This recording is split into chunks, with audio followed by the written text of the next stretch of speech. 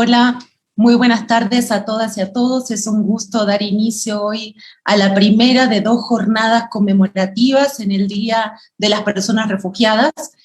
No voy a tomar mucho tiempo, simplemente quiero agradecer a mis colegas Camelia Tigau, Daniela Gleiser y Guillermo Castillo, que son coordinadores de los grupos académicos de trabajo del Subimer, tanto del grupo académico de trabajo que organiza, coordina y supervisa eventos académicos como este, pero también del grupo de enlace con sociedad civil y otros actores con los que trabajamos de manera muy estrecha.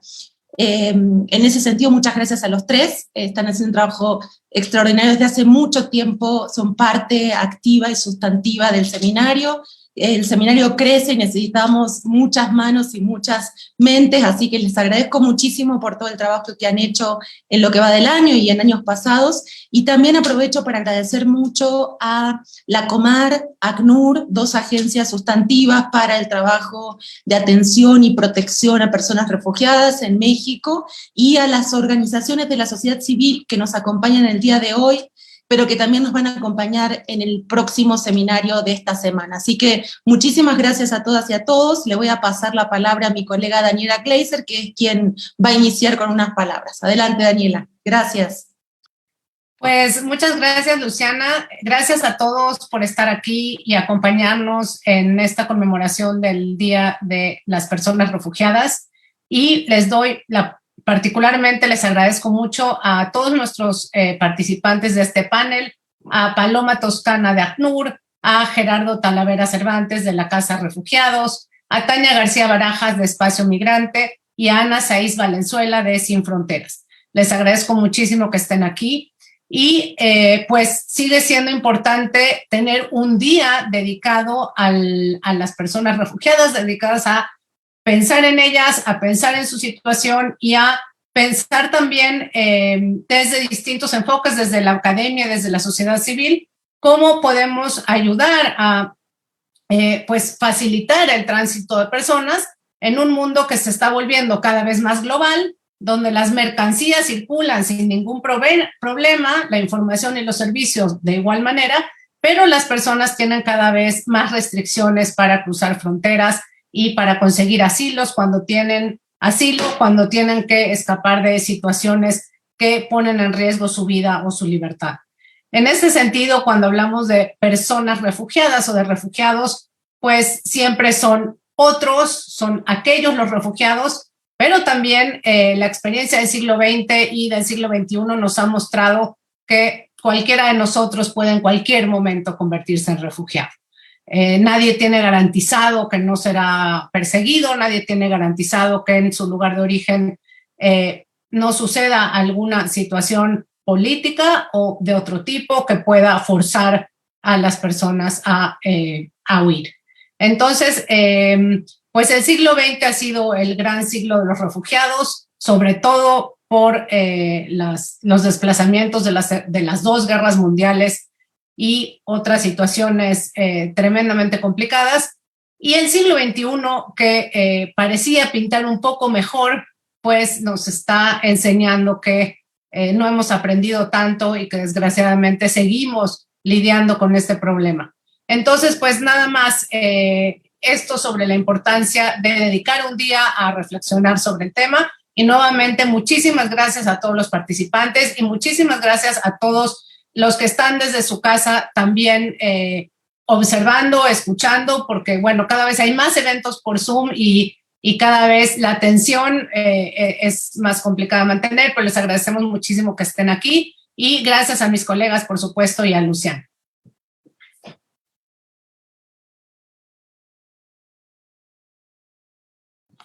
Perdón, le paso la palabra a Guillermo, le paso la palabra a Guillermo que va a moderar la mesa. Sí.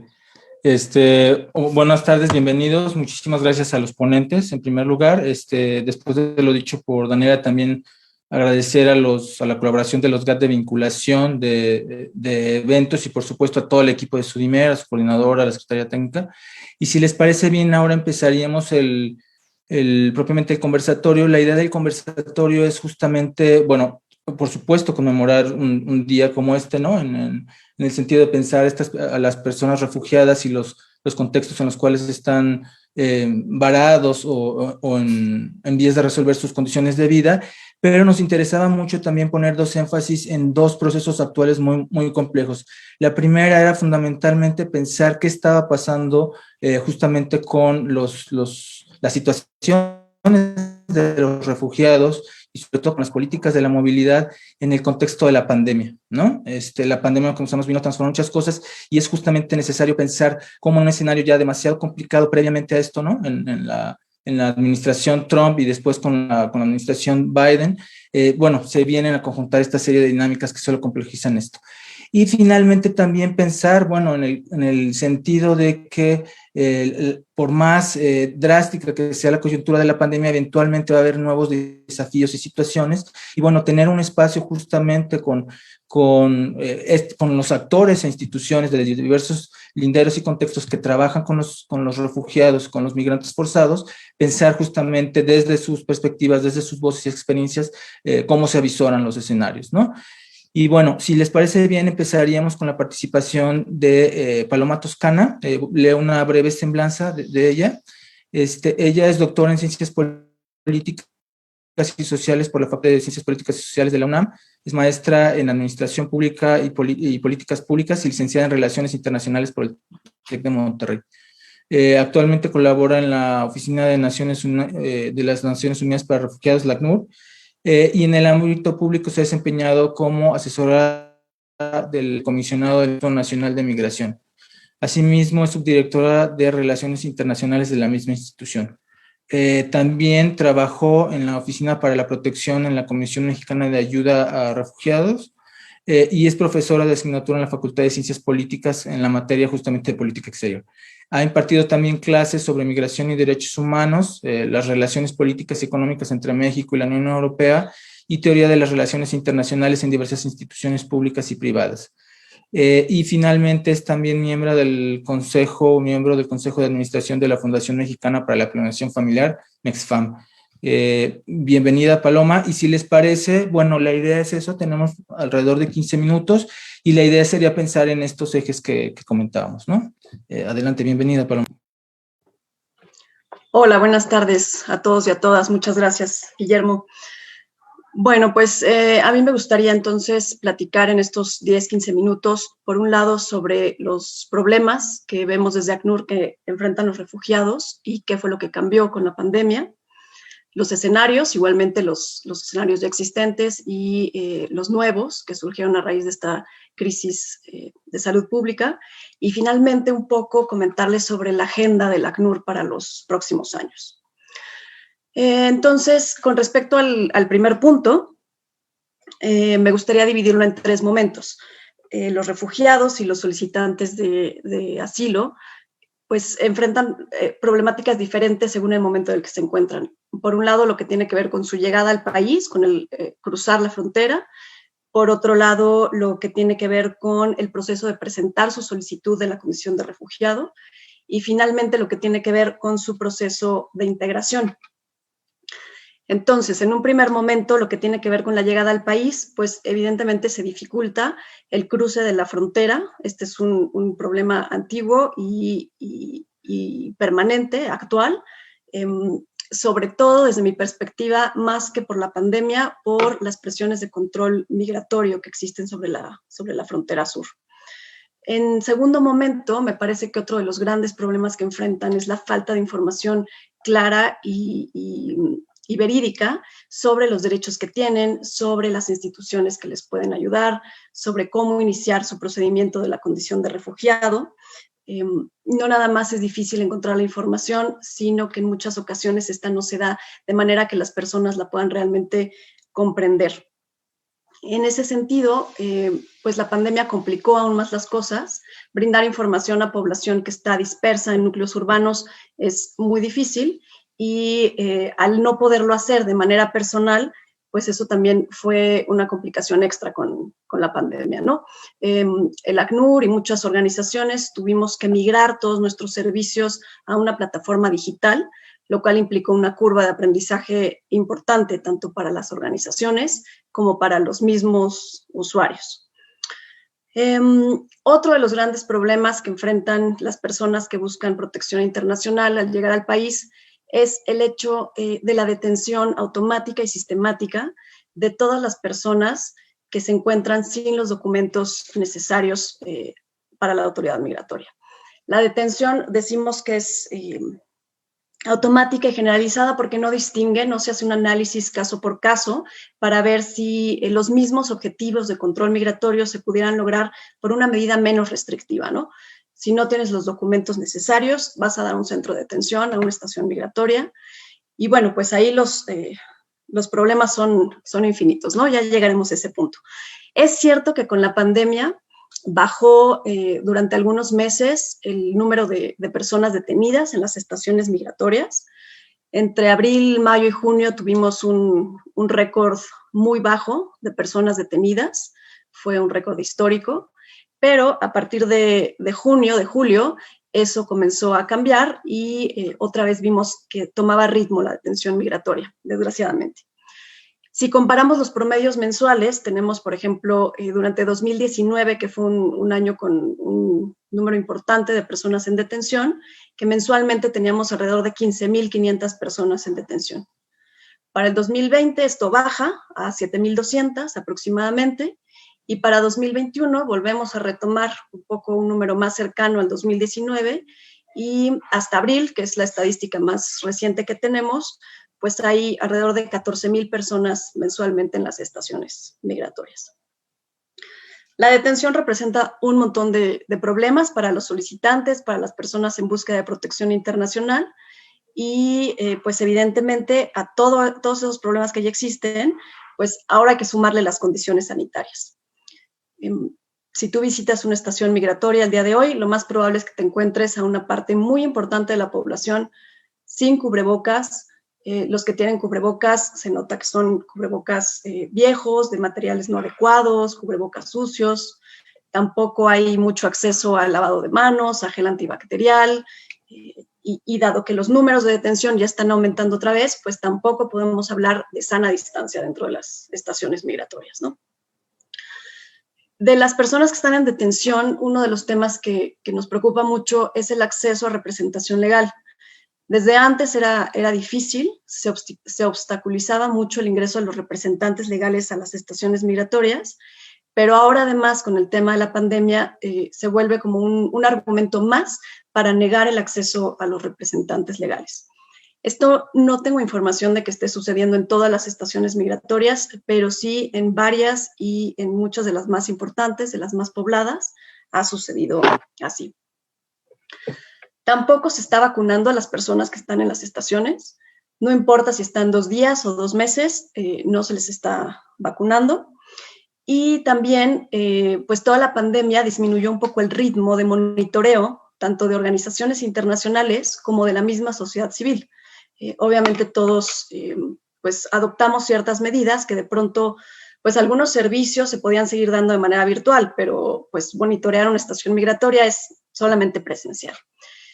Y pues bueno, 2020 fue un año con muy poca presencia tanto de organismos internacionales como de sociedad civil al interior de las estaciones.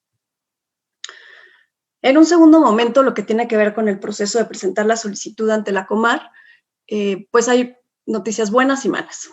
La buena tiene que ver con que se permitió seguir presentando solicitudes todo el tiempo, se catalogó esta función como esencial y por lo tanto no se suspendió en ningún momento, lo cual puede parecer lógico, pero en la realidad no fue así en muchos de los países donde trabaja ACNUR. En muchos lugares sí se cerró esta oportunidad para las personas con necesidades de protección.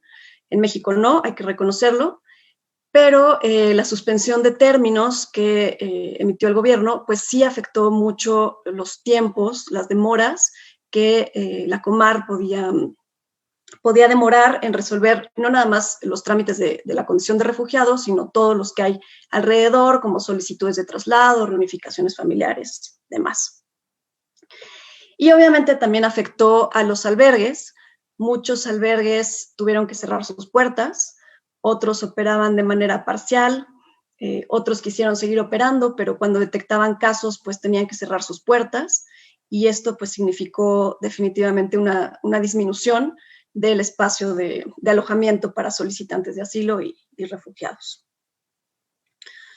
Y después, en un tercer momento, cuando ya hablamos más bien de la integración de los refugiados a México, pues la pandemia vino de la mano con una gran crisis económica que creo que nos ha afectado a todos, pero como sucede con estos temas, pues afecta más a los más vulnerables. Entonces, lo que vimos desde el ACNUR es pues refugiados que ya llevaban varios años en el país, que ya eran autosustentables, que ya tenían un trabajo formal, que ya no requerían ningún apoyo, que de pronto pierden estos trabajos y voltean nuevamente al ACNUR para pedir apoyo. Entonces, pues tuvimos que reformular nuestros programas de asistencia, los criterios para otorgar esta asistencia y volver a ayudar a familias que, como les decía, ya eran autosuficientes. Una de las principales herramientas del ACNUR en términos de integración es el programa de integración local.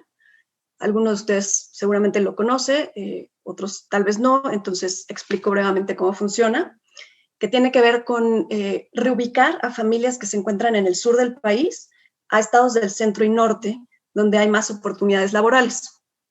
Es un proceso de acompañamiento, de empoderamiento, que busca que poco a poco estas familias sean autosustentables. Entonces, en un primer momento se les apoya económicamente, se les apoya para que consigan un trabajo, vivienda, se les acompaña con sus trámites. Es un programa que ha dado muy buenos resultados y que por la pandemia también estuvo suspendido algunos meses. Poco a poco se pudo retomar y a pesar de todo logramos reubicar a 2.300 personas el año pasado. Bueno, eso con respecto al primer punto, que tiene que ver con los problemas viejos y más actuales a raíz de la pandemia. Por otro lado, pues vemos todavía un aumento en las solicitudes. El incremento no es algo nuevo. Cada año sabemos que se ha venido duplicando el número de solicitudes que se presentan en la Comar y además esto es un reflejo también de lo que sucede a nivel global. El año pasado, 2020, otra vez rompimos récord en el número de personas de interés del ACNUR a nivel global. Registramos 11.2 millones nuevas personas que son de interés del ACNUR, que se vieron obligadas a desplazarse de manera forzosa, de los cuales 9.8 son desplazados internos y 1.4 sí cruzó una frontera internacional. Pero bueno, es una situación crítica. Estamos hablando de que prácticamente el 1% de la población mundial se ha visto desplazada por el conflicto y la violencia. Justamente hace unos días se publicó el informe sobre tendencias globales. Lo pueden consultar en línea, es el informe anual del ACNUR, y pues se mantienen ciertas tendencias, ¿no?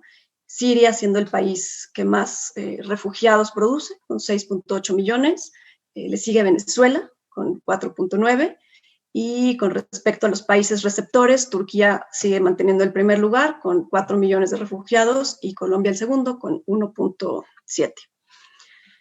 Acá a nivel local también tuvimos los primeros meses del 2020 un aumento en las solicitudes, después por las restricciones de movimiento en Centroamérica disminuyeron y aún así se registraron 40.300 nuevas solicitudes, de las cuales el 42% fueron en los primeros 3 meses, es decir, justo antes de que empezara todo el tema de la pandemia en México.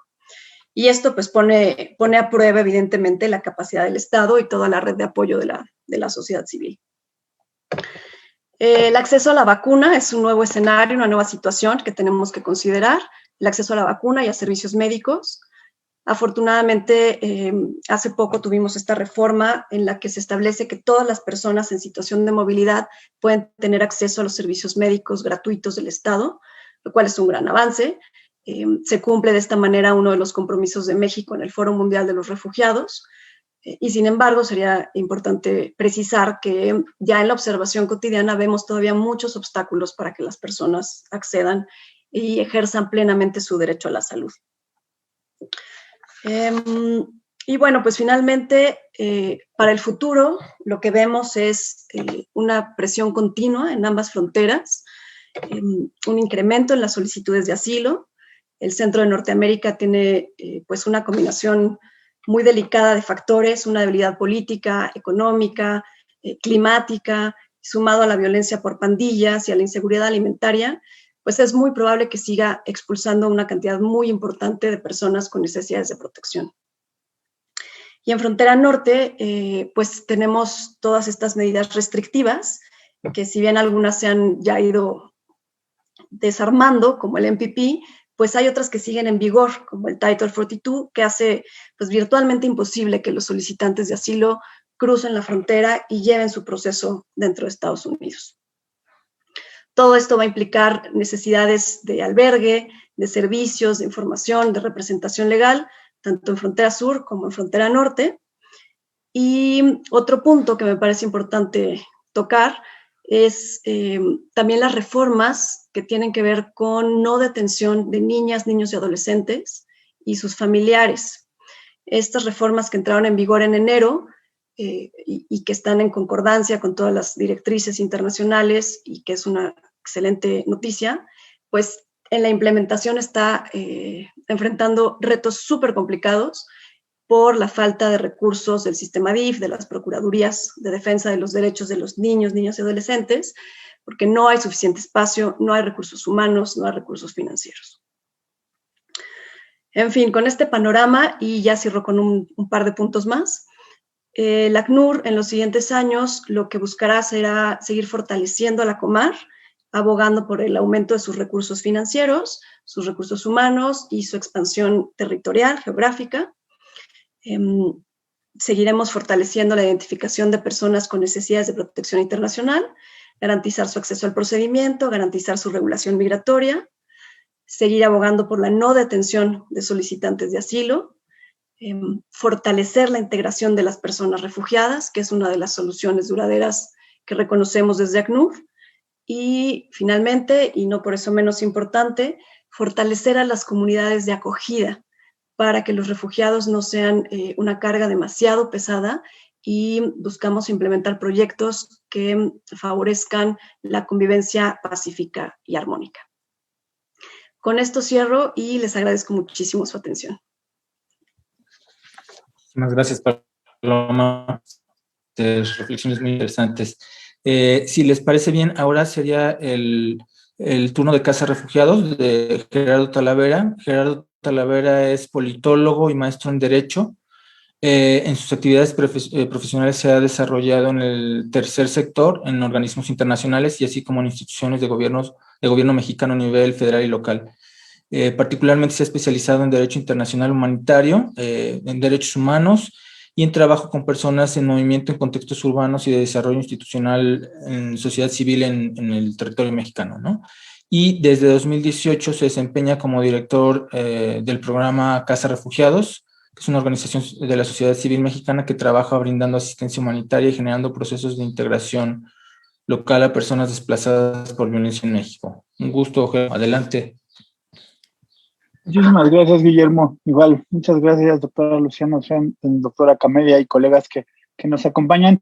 Creo que es muy significativo un poco la narrativa que nos acaba de mencionar justamente Paloma, porque creo que vamos a ir sumando un poco a los distintos debates, ¿no? O sea, voy a tratar de no repetir también algunas cosas que de repente también vivimos en común, ¿no? Sino tratar de darle, pues, principalmente un enfoque desde sociedad civil. Yo me voy a permitir compartir unos momentos la pantalla por una presentación que traía sobre todo para esta idea bueno, ante esto, ¿no? Ante el título, ¿no? De migración forzada y el sistema de refugio en México en el contexto de la COVID-19, más bien de tratar de ir generando algunas preguntas, ¿no? Dentro de esta reflexión que en realidad ya va siendo parece una montaña que no es rusa, sino una montaña, ¿no? Que va muy hacia arriba, todavía no vemos dónde baja, solo vemos que sube, ¿no? Y bueno, primero es eso, ¿no? Ya lo mencionaban anteriormente, el número de personas en movimiento aumenta, está en una situación de globalidad, no es un problema aislado, no es particularmente México. Creo que justamente según datos de OIM son más de 272 millones de personas que viven en procesos de migración. Después ya el ACNUR, justamente aquí sí, yo no tengo los datos actualizados, Paloma ya los mencionó, ¿no? Estos son del informe pasado, más de 70 millones de estas personas sufren desplazamiento forzado por violencia. Bueno, importante entender que dentro de este fenómeno migratorio hay todo el tipo de poblaciones, no es muy importante desde una narrativa de acompañamiento y de asistencia humanitaria, no categorizar de alguna manera que podamos discriminar a decir los migrantes son personas que vienen por trabajo o el desplazamiento forzado es porque alguien hizo algo en su país y por eso sale. Ahí es bien importante, pues bueno, ver estos instrumentos internacionales, entender estas palabras que nos van diciendo y pues ya para el acompañamiento tratar de más bien hacer un ejercicio espejo donde reconozcamos que todas las personas que están en una movilidad forzada probablemente sean iguales a las personas, si no es que son iguales a las personas en condición en el país receptor, en el lugar donde deciden instalarse. Ahora digo país receptor, seguramente más adelante hablaremos como de esta idea de las ciudades refugio, ¿no? Estas ideas de lo cosmopolita, que es en realidad también hacia donde van mucho las personas en desplazamiento. Y bueno, ya mencionaban justo cuál ha sido esta línea de tiempo de personas que solicitan la condición de refugiado. Vemos que, pues sí, justamente se ha ido incrementando de volúmenes, bueno, que institucionalmente, si bien, bueno, más bien si a nivel país no son significativamente grandes en comparación a la población que habita el territorio, sí son significativamente grandes año con año en proporción a las capacidades institucionales que se tienen de acompañar el número de personas. Y también por ahí yo agregaría una palabra también, hasta dónde está la voluntad política para construir instituciones que acompañen, que tengan la capacidad sustancial de absorber y de generar derechos para las personas, ¿no? Y ahí siempre, pues este salto, ¿no? 2015, 2016, 2017, 2018 y así, progresivamente vamos viendo esta multiplicación.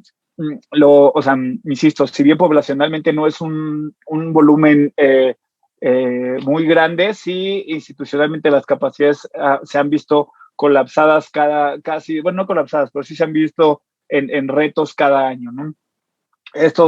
La tendencia en realidad sigue. A finales de mayo ya se presentaban más de 40,000 solicitudes. Hoy mismo anunciaba el director general de la Comar, Andrés Ramírez, que ya para finales de junio se esperan más de 50,000 solicitudes, ¿no? Entonces, si esa es la tendencia, estaríamos hablando de que 2021 llegaríamos casi a las 100,000 solicitudes del reconocimiento de la condición de refugiado y probablemente, pues, si la dinámica en los países de la región, particularmente de Centroamérica, se mantiene, pues este volumen se incrementará, ¿no?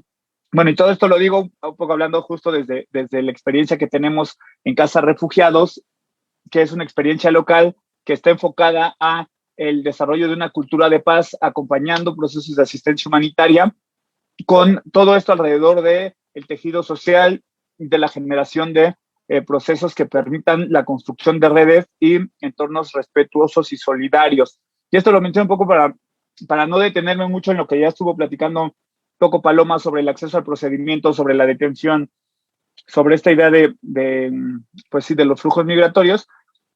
Me gustaría más bien acá enfocarlo sobre dos temas. Uno, pues seguramente muchas de las personas que ven esta sesión son estudiantes, académicos, personas que están alrededor de, pues obviamente, SUDIMER y que están siguiendo en redes este tipo de espacios.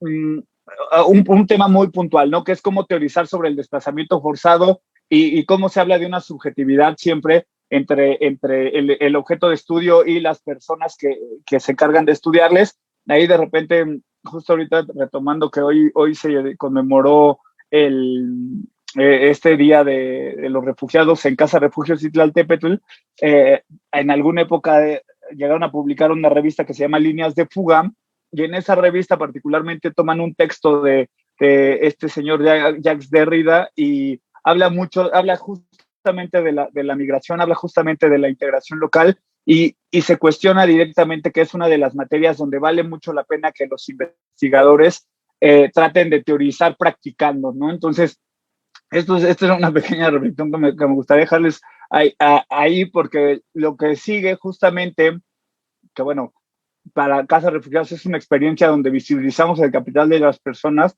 la posibilidad de acompañar, pero donde podemos ver distintas dimensiones para abordar lo que es nuevo en México, de alguna manera, y quizás nuevo en algunas partes del mundo. Nosotros acá le vamos a llamar innovación, pero sobre cómo asumir una emergencia humanitaria por desplazamiento forzado, por violencia y por desigualdad, donde tiene características propias de una diversidad tan amplia como 60 nacionalidades, que son más o menos el volumen de personas que son del volumen de nacionalidades de donde llegan personas a solicitar refugio en México, cosa lo cual hace muy, muy, muy complejo, y donde justamente quienes asumimos el acompañarles, ¿no? el generar procesos de acompañamiento humanitario, pues sí nos vemos en la generación de distintas preguntas, ¿no? Una es esta, es cómo vamos a asumir también desde el privilegio, por así llamarlo de alguna manera, la situación que están viviendo distintas personas y cómo transformarlo en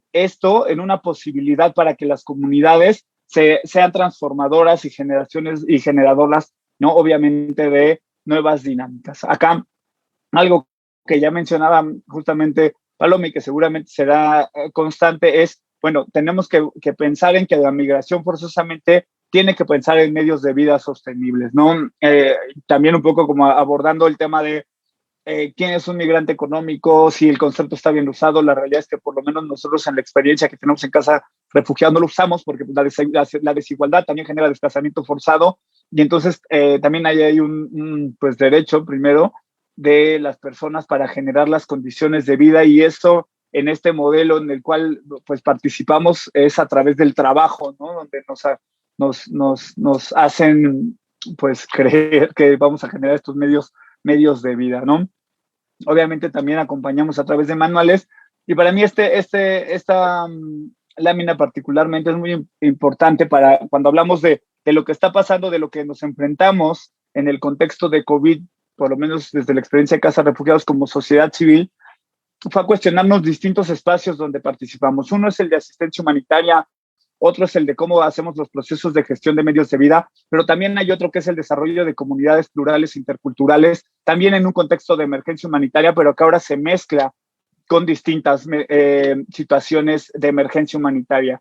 Si bien la COVID fue algo que acaparó pues los medios por un lado, también los recursos y también muchas dinámicas de muchas organizaciones que acompañan personas migrantes, es solo uno de los tantos retos que hay alrededor que hoy que vivimos en 2020 y que vivimos en 2021 todavía, ¿no? Como es la violencia, también por otro lado, que también genera una dinámica que pide una acción humanitaria ante los niveles que son tan altos, pero por otro lado también se me olvidó el término, los desastres de origen natural, que también pegaron muy fuerte en la región del sur, en la región de Centroamérica, en parte del sur de América y en la parte del sur de México, que también generaron que hubiera una movilidad humana mucho más necesaria, porque no había las condiciones de vida también por los desastres de origen natural, más las situaciones que ya venían viviendo las personas. Entonces, tampoco es de extrañarnos que en el momento de que cambie un poco la narrativa, un poco globalizadora de COVID, empiecen a salir más personas, pero que también están saliendo por otros tipos de factores. No nada más es la desigualdad que ya venía o la violencia que estaba, sino que están generando nuevas dinámicas y eso está permeando justamente en estas nuevas comunidades, ¿no? Nosotros obviamente tratamos de seguir construyendo espacios interculturales a partir de actividades presenciales, actividades en línea, desde la asistencia humanitaria, como lo mencionaba Paloma, que nos vimos forzados a transformar las dinámicas, pero esas dinámicas también nos fueron reflejando distintos tipos de violencia en casa, con familias, con parejas, donde teníamos que empezar a abordar espacios de construcción de comunidad, pues ahora desde una virtualidad, cosa la cual también fue un reto. Ahí discúlpenme, no tengo un reloj para tomar el tiempo, me voy a tratar de apurar muchísimo más para que no me demore, pero bueno, otra dinámica en la construcción de medios de vida fue generar espacios de emprendimiento y de innovación, donde las personas mismas nos fueran diciendo qué es lo que les interesaba acompañar en la localidad donde entraban. O sea, si querían buscar un empleo formal, o más bien lo que querían era darse de alta en el SAT, empezar a poner un negocio. Tenemos un colectivo de mujeres chocolateras, ¿no? Que están empezando a hacer emprendimientos, ¿no? acá creamos un piloto de créditos de revolvencia social, donde un grupo de emprendedoras, particularmente mujeres, nos presentaban proyectos y los empezamos a ir apoyando y que empezaron a también generar dinámicas en la comunidad nuevas para nosotros en esta idea de emprendimiento. Y otra que también es importante mencionar es la creación de la ruta de los promotores de integración, que por un lado estamos tratando de acercarnos a activarse políticamente a las personas refugiadas, a tener este acceso a derechos. Para nosotros es algo muy nuevo, donde las primeras generaciones que están saliendo de estas rutas de promotores de integración son personas que se identifican a partir de su nacionalidad y de su situación en México. Entonces, la participación de la persona y su nacionalidad en México les puede activar políticamente, cosa la cual es muy, muy interesante también. Creo que es resultado del COVID, ¿no? Y creo que es significativo para nosotros porque es también transformar esta capacidad y esta urgencia y esta pandemia que ha transformado vidas, que ha costado muchísimas vidas, en esta capacidad de las personas en desplazamiento forzado, que de por sí ya tienen un nivel de resiliencia grande, ¿no? Entonces, ahí nosotros como acompañantes particularmente, sumar esta dinámica de igualdad, de abrir puertas, de empatía, de confianza, ¿no? Para que entonces la suma de estas cosas nos ayuden a promover diversidad y riqueza, ¿no? Que creo que es hacia donde va. Ahorita, pues en este semáforo verde temporal, ya empezamos a realizar algunas actividades enfocadas hacia la paz, enfocadas hacia coexistencia, pero la realidad es que no, o sea, que el cambio ya tiene secuelas, y estas secuelas es que también la virtualidad, también las nuevas formas de generar recursos para las personas van a estar ahí, ¿no? Entonces yo la dejaré acá porque la verdad es que no sé cómo voy de tiempo y no sé si ya me pasé más bien y me disculpo. Lo dejo acá para seguir. Muchas gracias. Muchísimas gracias, Gerardo. Justo en tiempo, muy bien, un minutito antes, creo.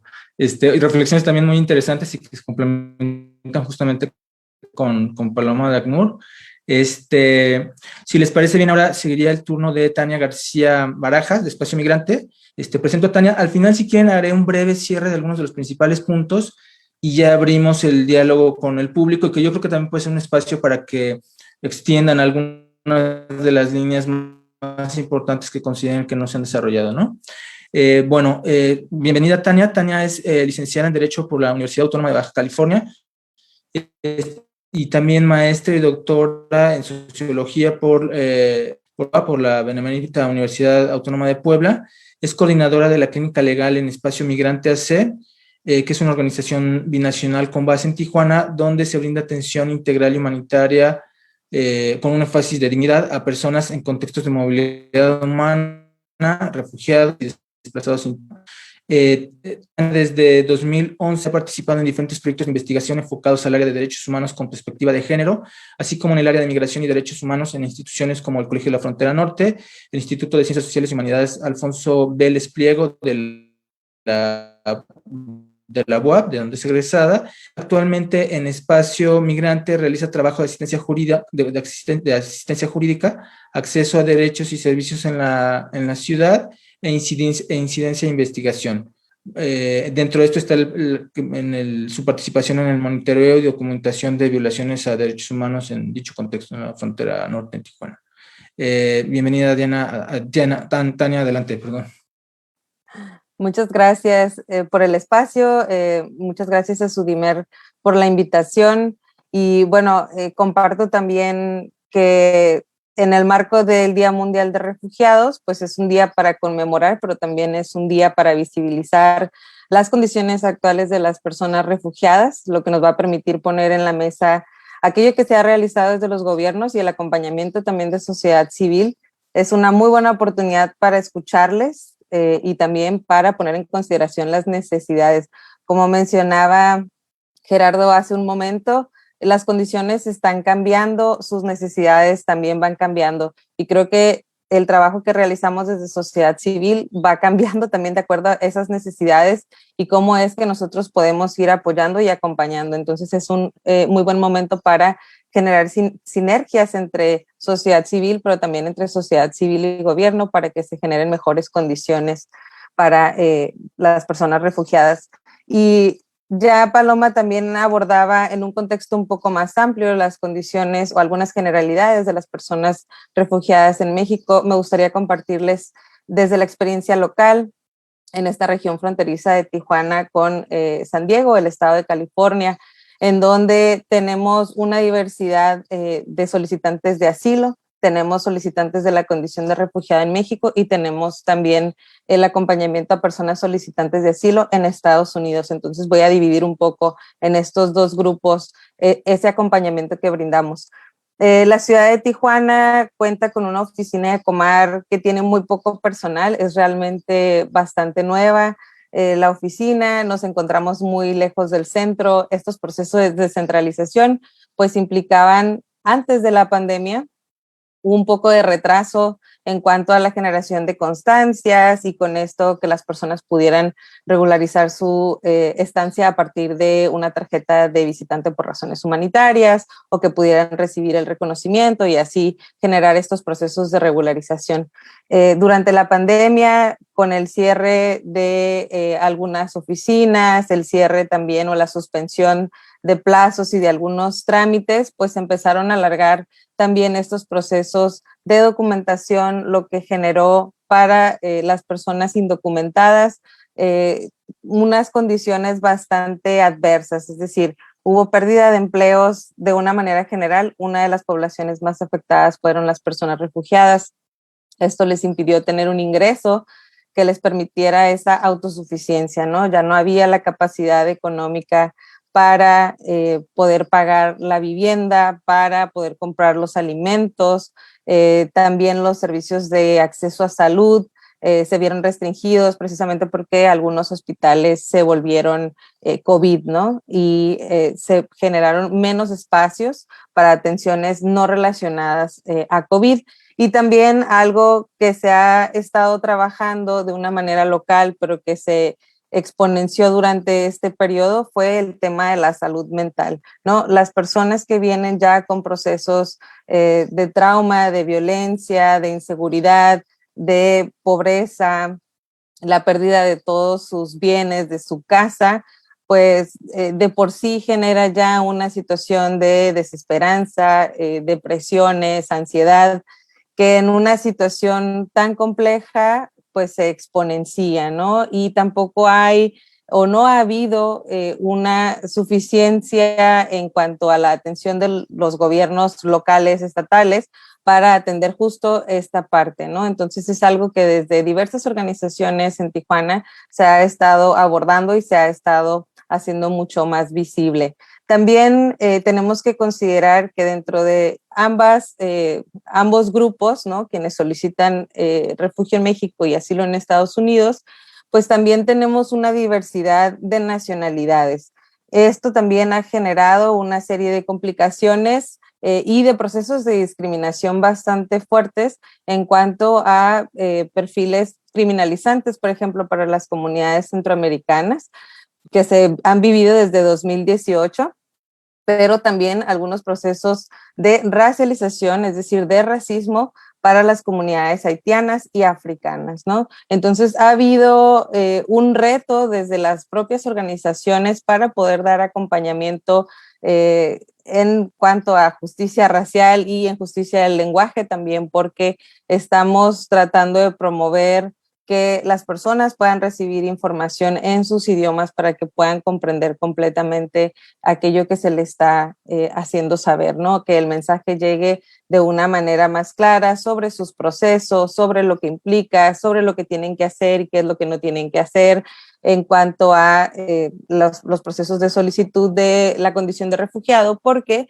se están dando muchísimos casos en ambos sectores de estafas, ¿no? Ante la necesidad de las personas se han estado haciendo cobros indebidos de personas que se están haciendo pasar por abogados o quizá de algunas otras organizaciones o también autoridades que están queriendo cobrar un dinero que no tendrían que hacer, ¿no? Entonces, la cuestión de que en un momento de tanta inseguridad en muchos sentidos, por todos los efectos que ha tenido una pandemia, pues esto ha generado que las personas solicitantes de refugio se encuentren en condiciones todavía más vulnerables, ¿no?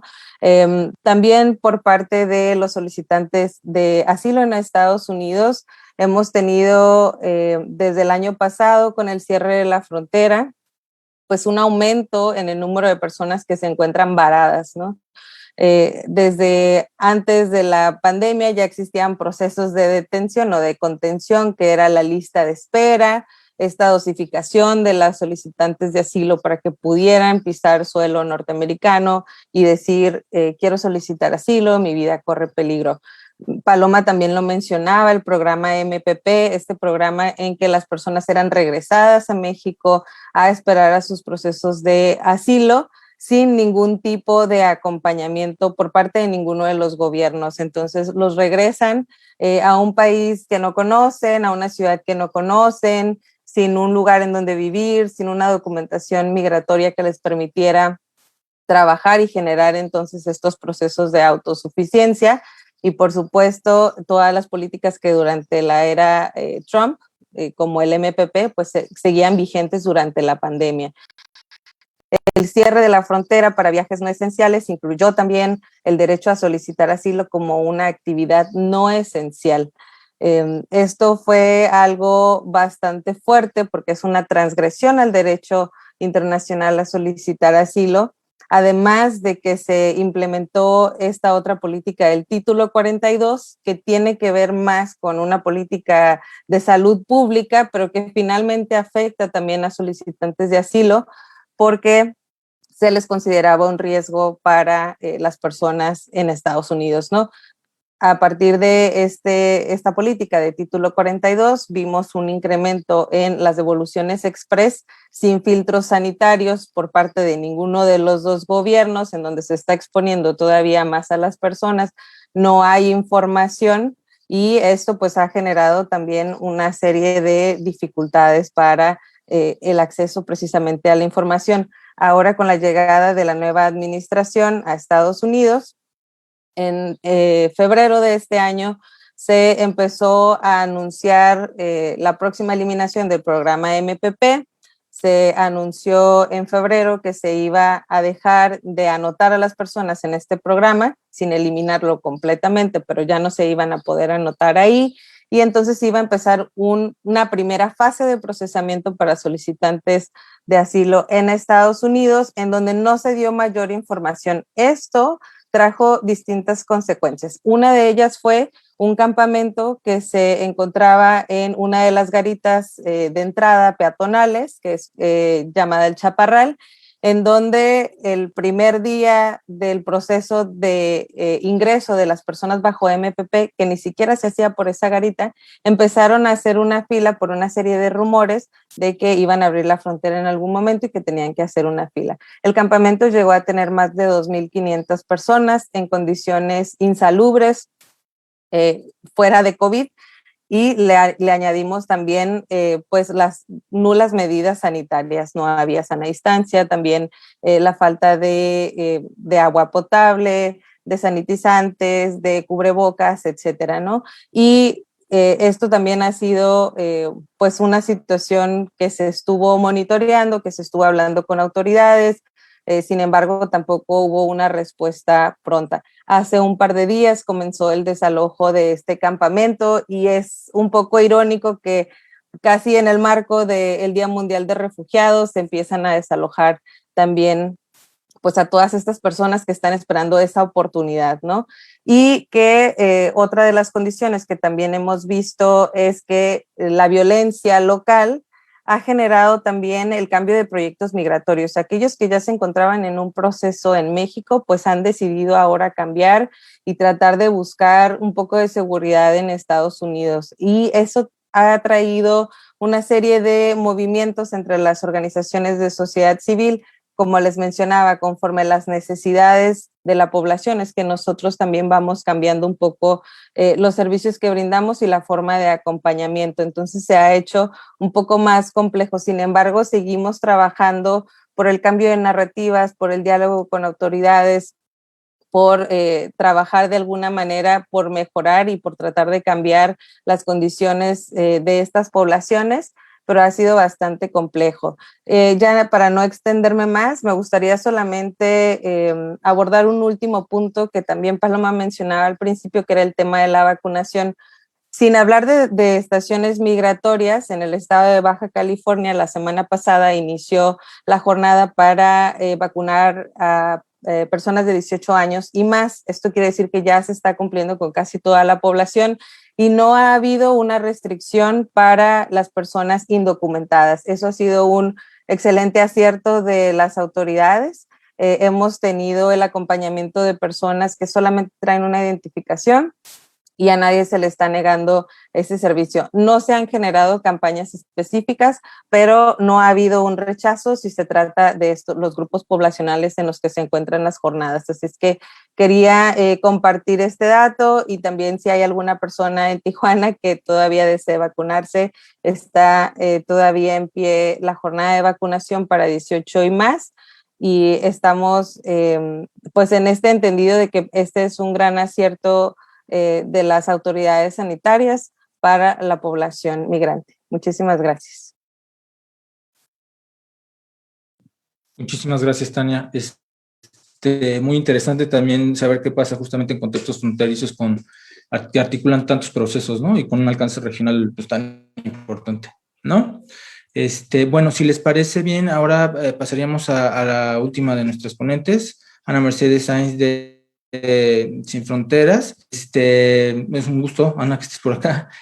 Ana es licenciada en Derecho por la UNAM, es maestra en Derecho Público por el University College London en Reino Unido y cuenta con una amplia experiencia en temas de derechos humanos y democracia y desde hace 3 años es directora general de la organización Sin Fronteras y AEP. Bienvenida, Ana. Ay, pues muchas gracias, Guillermo, y muchas gracias ahora sí que a Luciana y a Camelia. Siempre es un gusto estar aquí con ustedes colaborando con los importantes trabajos que hace Surimer. Y bueno, pues yo también voy a tratar de hacer un esfuerzo de ser muy sintética y de no repetir cosas que ya han dicho tanto Paloma como Tania como Gerardo, con las cuales yo coincido y hemos visto justamente ese mismo tipo de situaciones desde Sin Fronteras. Lo primero que quisiera compartirles es que durante este periodo, por suerte, digamos, en Sin Fronteras teníamos la ventaja. Para quien no nos conoce, somos una organización de la sociedad civil que desde hace 25 años acompañamos a personas migrantes y refugiadas, apátridas y solicitantes de la condición de refugiado en la Ciudad de México y tenemos una app, una web app que se puede descargar tanto en iOS como en Android, en donde tratamos de dotar a la gente de información. Y me parece relevante darles este antecedente porque durante estos meses de la virtualidad, que por suerte ya teníamos algunas herramientas tecnológicas que nos han permitido seguir atendiendo a la gente de la mejor manera posible en lo que permite la virtualidad, pero sí hemos notado al menos el aumento en un 30% de la solicitud de nuestros servicios. Nosotros atendíamos el año pasado alrededor de 1,200 personas de manera directa al año, los cuales venían acompañados muchas veces de sus familiares.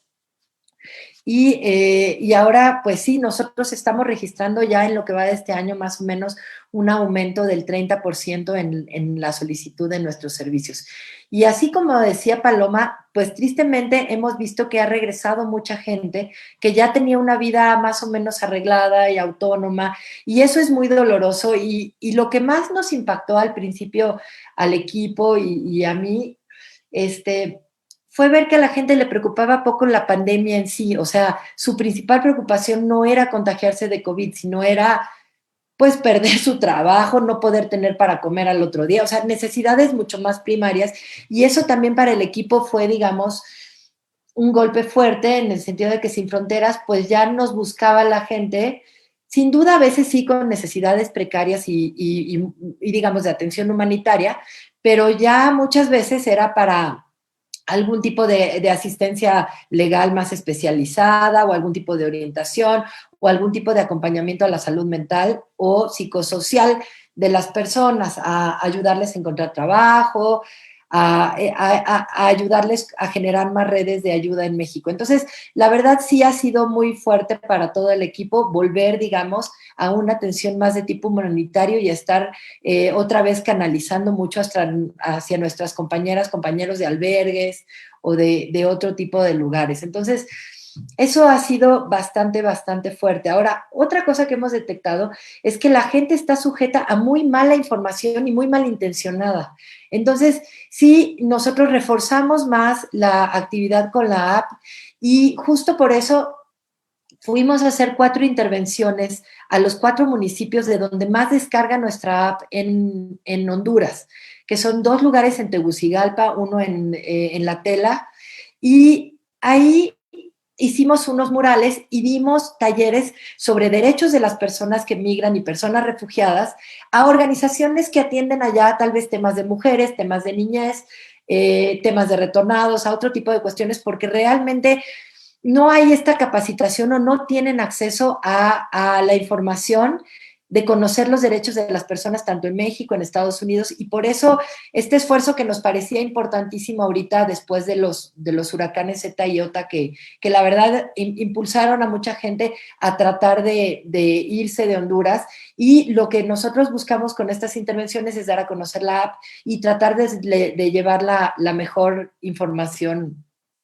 posible. Ahora, tocando un poquito el tema de la Ciudad de México, porque sí me parece muy relevante, porque nosotros estamos basados en la Ciudad de México y a pesar de que atendemos mucho a distancia y más con la app, podemos atender personas de otros lugares, sí vimos con mucha preocupación que estuvo suspendido el programa de ciudad hospitalaria en la Ciudad de México. La Ciudad de México tiene una ley de interculturalidad que la verdad permite a la gente que las personas en movilidad son consideradas como grupos de atención prioritaria y eso le abre inmediatamente, bueno, no inmediatamente, pero es más fácil abrir la puerta al acceso a los programas sociales, a la atención de la salud y a muchos servicios de la Ciudad de México, pero estuvo suspendido este programa, incluso antes de la pandemia con el cambio de gobierno, pero durante la pandemia siguió suspendido y eso, la verdad, afectó muchísimo a la gente. Entre el cambio de las secretarías, el cambio de gobierno, cuando llega la doctora Claudia Sheinbaum, no se actualizan, se cambian algunas normas y no se actualiza, digamos, que de algunas facultades de la CEDEREC tenían que pasar a la Civiso y no lo hicieron, por eso la ley de interculturalidad sigue desactualizada y está ahorita en un proceso de actualización, pero eso afectó muchísimo a la gente en la Ciudad de México. Y la Ciudad de México acaba de retomar una buena práctica del programa de ciudad hospitalera, que es volver a expedir las tarjetas de huéspedes. La tarjeta de huésped es valiosísima para la gente porque muchas veces es la única identificación con la que la gente cuenta, pues que es muy sencillo, es un documentito en un papel carta y demás, pero se les anota en un registro, se les prevé que puedan acceder a los programas sociales, atención médica y demás. Entonces, lo acaban de retomar escasamente hace semana y media, lo cual la verdad celebramos muchísimo porque era algo que hacía muchísima falta en la Ciudad de México. Ahora, sobre el acceso a la vacuna, yo también quiero decir, sí es un acierto, están incluidas las personas en movilidad, las personas sin ningún tipo de documentos pueden acceder a la vacuna según el Plan Nacional de Vacunación. Pero este asunto no baja a los operadores y a veces se les niega todo el tiempo la vacuna con bueno, no nada más hablo de personas migrantes y refugiadas, personas que llevan en México viviendo años, simplemente las oyen con un acento extranjero, llegan con un pasaporte de otro país y creen que no tienen derecho a tener la vacuna por una mala concepción simplemente de los operadores de los programas sociales. Y bueno, la verdad es que sí teníamos amparos preparados y todo, pero siempre logramos, a través de las gestiones que se puede hacer en la Ciudad de México, hemos logrado el acceso a la vacuna de las personas que han estado en los rangos de edad correctos, pero no es sencillo, las hacen perder a veces muchas horas, incluso lo hicieron con adultos mayores, y la verdad es un trato que no es justo darle a las personas migrantes, refugiadas, ni extranjeras, ni nada para lograr estas políticas realmente protectoras de la salud pública, ¿no? Y digamos, en el propio interés de la población. Sí, estamos muy interesados en que antes de que cambie la legislatura en la Ciudad de México, podamos ya tener ya el cambio a la ley de interculturalidad. Es bien importante tenerla vigente y hemos estado también trabajando y acompañando todo ese proceso desde Sin Fronteras y eso nos parece también sumamente importante. Yo quisiera agregar algo que decía Tania. La necesidad de la atención de salud mental de las personas realmente es apremiante. A pesar, o sea, además de que muchas de las personas que se atienden Sin Fronteras ya vienen con cierta afectación a su salud mental, lo vemos esto muy agravado por la pandemia. Vemos mucho índice de violencia familiar, vemos muchos índices de que las personas batallan para dormir, tienen ansiedad, tienen dolores de cabeza, ya sintomatologías que tienen que ver con un problema de salud mental, que sí es muy importante ver el acceso. Yo sé que son servicios poco accesibles incluso para la población mexicana, pero tenemos que ver la manera de ampliar esa red de servicios porque sí es muy importante. Ahora, otra cosa que quisiera yo mencionar es que si hubo buenas prácticas, como lo mencionaron, esto de no suspender las solicitudes de asilo, sí, esta suspensión de plazos ha sido brutal para las personas. Realmente ha tenido unas consecuencias graves estos tiempos de espera. Y recordemos que no son solo los de la pandemia. Ya veníamos arrastrando desde el terremoto. O sea, digamos, ya todo este retraso viene arrastrándose y sí creo que es muy importante mencionarlo. Ahora, en cuanto a la detención, pues sí, las personas que documentamos estaban en situación bastante precaria y así como fue buena práctica el no suspender la solicitud, la posibilidad de solicitar asilo, pues muy mala práctica en seguir estas detenciones totalmente sistemáticas como regla general, como decía Paloma, y no por casos particulares específicos en donde realmente una medida así se justifique de acuerdo a las propias normas internacionales a las cuales nosotros nos hemos adherido. Entonces, sí me parece muy importante y esta incapacidad aún que es increíble del Instituto Nacional de Migración por tener la voluntad y la capacitación para detectar a las personas con necesidades de protección internacional. Siguen totalmente sin detectarlas con una práctica sistemática de las capturo y las deporto a sus países de origen y muchas veces y sucedió incluso hasta con niños, niñas y adolescentes durante la pandemia, con base en su propio interés superior, fueron devueltas sin hacer este análisis previo, lo cual preocupa mucho. Y bueno, ahora con la ley de niñas, niños y adolescentes ya aprobada, sí resulta ya inminente a fortalecer estas capacidades del Estado para poder atenderles. Yo, la verdad es que nosotros hemos visto que las Procuradurías de Protección a los Niños, Niñas y Adolescentes, que bueno, es la instancia que ahorita tenemos, mientras siga dependiendo del DIF, va a ser difícil el que logren tener el papel que deben de tener para determinar el interés superior de la infancia. ¿Por qué? Por la simple tradición que ha tenido el DIF. Y el DIF, recordemos, es una institución especializada en el desarrollo de la familia. En México necesitamos una institución dedicada a la atención de la niñez. No solamente un sistema de coordinación como podría ser la CIPINA, el CIPINA, sino sí creo que si fueran las procuradurías, de verdad hay que convertirlas en un órgano especializado para atender a la niñez, porque a la niñez a veces hay que protegerla de su propia familia. Eso también lo tenemos que entender y que tener muy claro y lo vemos tristemente de manera frecuente en personas refugiadas. Entonces, yo quisiera ya nada más, también para no abusar del tiempo, detenerme un poco en la importancia que tiene volver a revisar el reglamento de la Ley sobre Refugiados, Protección Complementaria y Asilo Político. Actualmente nosotros hemos observado que no vemos un procedimiento claramente establecido con los mecanismos que debería de contener ya, digamos, en una disposición reglamentaria, que ya han pasado es del 21 de febrero de 2012. Ya hemos pasado la reforma de niños, niñas y adolescentes, hemos sido testigos de la llegada de las caravanas, de la pandemia, y no es posible que este instrumento siga sin tocarse. Por ejemplo, puedo decirles que para efectos del artículo 19, por ejemplo, la manera en que se dan trámite a las solicitudes presentadas fuera de plazo, ese artículo ya lo hemos ganado en amparo. Ya no tiene sentido que lo sigamos teniendo ahí en el reglamento. Tenemos ahí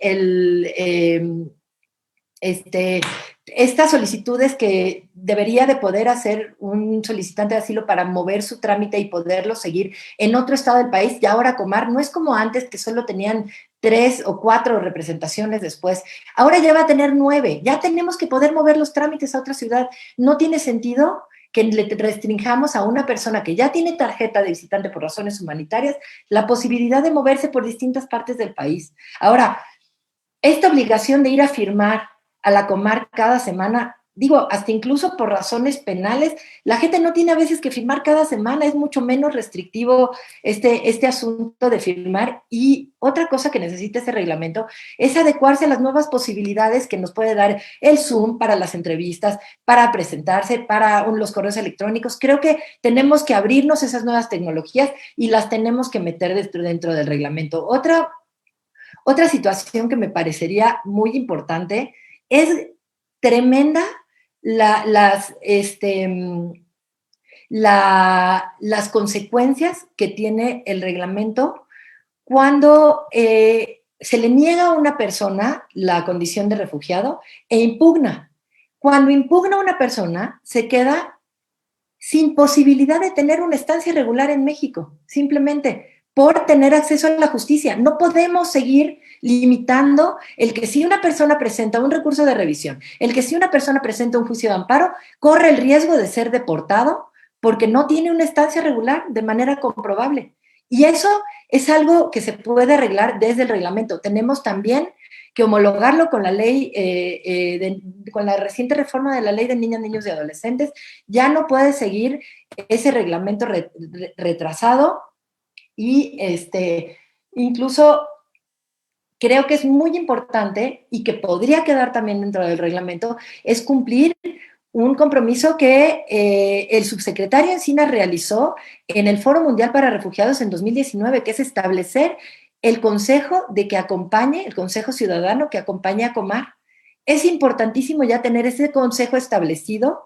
Incluso, ojalá y pueda estar integrado también por personas refugiadas, de las cuales hay muchas en México o que fueron refugiadas y ahora ya son personas que se han naturalizado. Entonces, sí me parece que hay que poner esa atención al reglamento y desde Sin Fronteras vamos a estar convocando muy próximamente y me encantaría tener la colaboración de Surimer, del Instituto de Investigaciones Jurídicas, porque nos gustaría poder presentar al subsecretario Encinas este mismo año una reforma a ese reglamento que ya no puede seguir vigente de la manera en la que está. Y creo que es muy importante la participación de la sociedad civil en el Consejo de Política Migratoria. Tampoco hemos visto que haya ninguna convocatoria. El Consejo Ciudadano del Instituto Nacional de Migración también se ha visto ahí interrumpido en sus trabajos. A la última sesión ni siquiera se presentó el comisionado. Entonces, creo que sí me parece muy importante hacer este llamado en el marco del Día Mundial del Refugiado.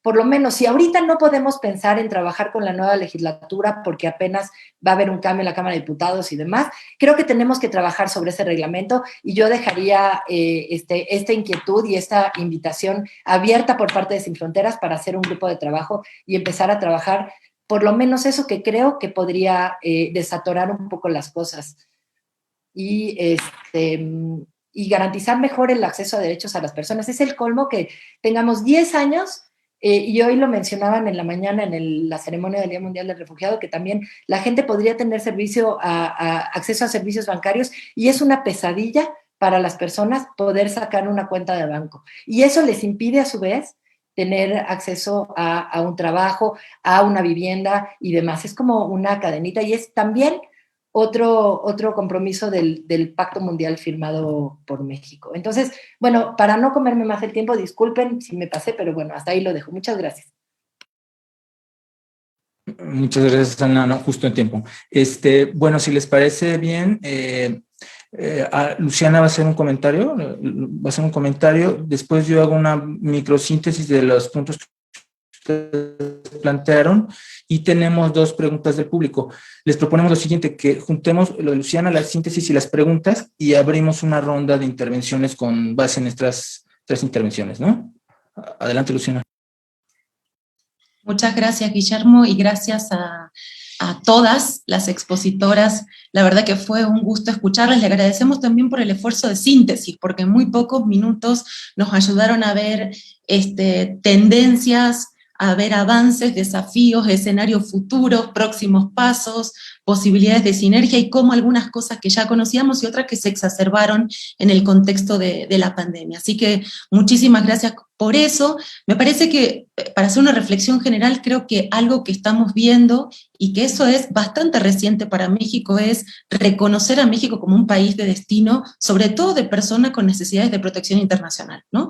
Como lo decía también Gerardo decía, bueno, en términos numéricos o en términos proporcionales sigue siendo un número pequeño, y es importante decirlo también, porque a veces hay desinformación respecto a eso y se exagera con lo que implica, pero es cierto que si vemos solicitud por solicitud, año por año, han crecido exponencialmente. Entonces tenemos que pensar no solo ya a México como destino de personas con necesidad de protección internacional, sino también como eso ha sido inicialmente concebido al sur de México como quien tenía esa característica, y hoy es una característica del sur, del centro y del norte. Hoy escuchamos particularmente, por el caso de las organizaciones que nos acompañan, más enfocados al caso del norte y del centro, pero el jueves también tendremos a compañeras de la frontera sur que también complementarán un poco este panorama. Pero sin duda lo que nos muestra es que ya no es un tema solo de la frontera sur. Sí, en la frontera sur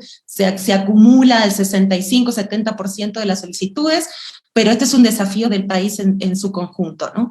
Creo que también lo que nos muestra la síntesis que hicieron las colegas y el colega, muestra la importancia que tiene en México, y eso cuando hacemos estudios comparativos con otros países de América Latina siempre destaca, ¿no? Y es esta extraordinaria red de albergues y de organizaciones de la sociedad civil que dan una respuesta sustantiva a la primera llegada, a la recepción y también posteriormente, ¿no? Y me parece que eso es importantísimo porque realmente hace al tipo de respuesta que se le dan a las personas solicitantes y refugiadas en México, mientras que esa red es mucho más débil en otras partes de América Latina. En México tiene más de 30 años y va del sur al norte, y como decía, creo que Ana decía, bueno, la sociedad civil va respondiendo, va cambiando, o lo decía Tania, no me acuerdo, y es así, ¿no? La sociedad civil se ha podido adaptar a los desafíos que se van presentando día con día, y eso se agradece muchísimo. Pero claro, la pandemia puso desafíos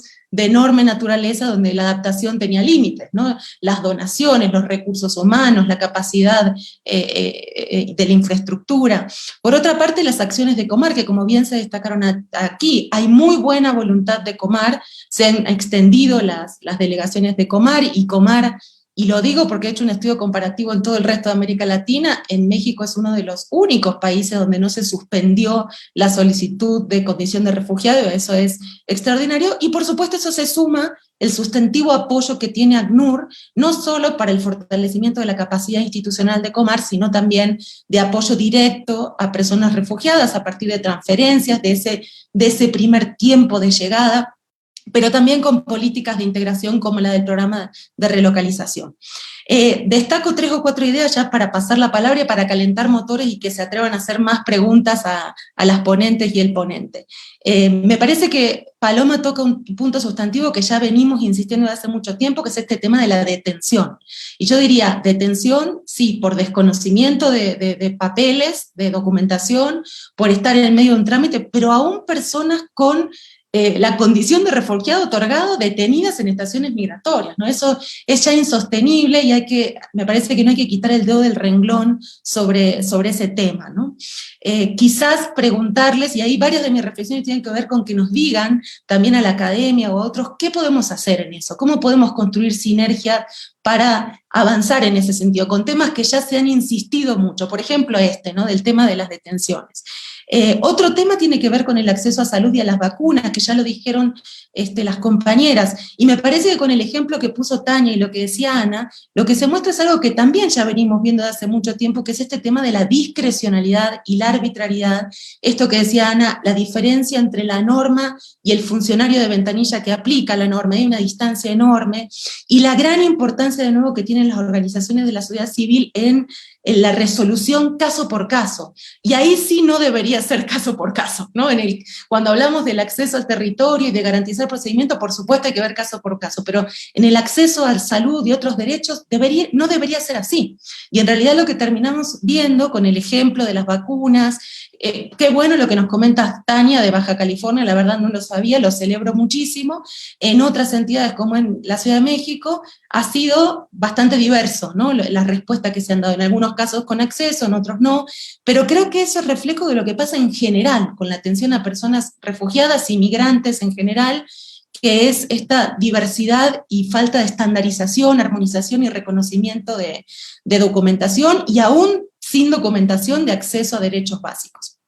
Cierro mi comentario diciendo que me parece que es importante algo que dijo Gerardo, y también lo decía Ana sobre el final, esta importancia de que el Instituto Nacional de Migración esté formado para recibir a personas con necesidades de protección internacional, ¿no? Y ahí Gerardo hacía esta reflexión más teórica o académica entre migración forzada y migración económica. Cada día creo yo que es más difícil establecer ese límite, es cada vez más difuso, incluso con personas que vienen, por ejemplo, del corredor seco de Centroamérica. ¿Qué fue primero? La sequía del corredor, la venta de sus herramientas, que se quedaron sin comer, y depende lo que conteste primero para el funcionario de migración, puede ser catalogado de uno u otro lado. Entonces, ahí nos muestra la complejidad que tiene también cómo las causas se entrecruzan entre ser un migrante forzado y un migrante económico. Para cerrar, me parece que algo de lo que se mencionaron prácticamente en todas las intervenciones, y para mí fue un hallazgo preocupante de la pandemia, de hacer trabajo de campo y de hablar con muchas de ustedes incluso, es este tema de cómo se afectó a personas refugiadas de mediana y larga estancia en el país. Y eso me parece que nos tiene que llamar la atención y tenemos que reflexionar sobre eso. Creo que lo que nos muestra es que el tipo de inserción que está logrando la población refugiada es bastante precaria, volátil, inestable, y tenemos que pensar en una política de integración mucho más sustentable, en soluciones duraderas, y lo que hay parece que todavía no es suficiente, ¿no? O sea, el programa de relocalización e integración es una gran buena práctica, pero hay que pensarlo de manera extendida y con el compromiso de muchos más actores, gobierno nacional, gobiernos locales, sector privado, y creo que ahí, por lo menos para mí, ese fue uno de los grandes resultados de la pandemia, ¿no? Aún aquellos que pensábamos que ya más o menos la hicieron, ya están rentando una vivienda, un cuarto, retrocedieron y golpearon la puerta del albergue donde no cumplían con el requisito. Usted ya estuvo aquí, ya hace más de 3-4 meses que está en el país, entonces creo que eso es un gran llamado de atención sobre qué vamos a hacer con eso, y me parece que lo que tenemos que hacer es pensar seriamente en México, en construir una política realmente integral de integración de personas migrantes y refugiadas.